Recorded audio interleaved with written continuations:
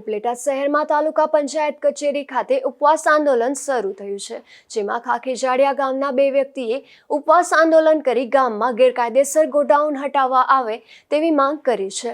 3 વર્ષથી અનેક ફરિયાદો કરવા છતાં કોઈ નિવેડો ન આવતો હોવાના આક્ષેપ પણ થયા છે। મારું નામ દિનેશભાઈ કાનાભાઈ ગોહેલ છે। હું ખાખીજાડિયાનો રહેવાસી છું।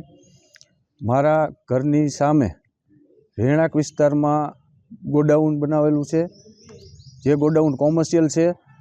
આ ગોડાઉનના કારણે આજુબાજુના રહીશોને અમને બધાને બહુ તબલ પડે છે। અને તેમ છતાં વારંવાર રજૂઆત કરવા છતાં કોઈ જાતની આજ સુધી કામગીરી નથી કરી। અમારી માંગણી એ છે કે આ ગોડાઉન વિરુદ્ધ તાત્કાલિક કાયદેસરની કાર્યવાહી કરવામાં આવે, પરંતુ આજ સુધી કોઈ કાર્યવાહી થઈ નથી। અને આ ગોડાઉન બાબતે અમે આજે 3 વર્ષથી રજૂઆતો કરીએ છીએ, પરંતુ ક્યાંયથી કોઈ જાતની આના વિરુદ્ધ હજી કોઈ કામગીરી થઈ નથી। જગ્યા સરકારી છે, ખાનગી છે?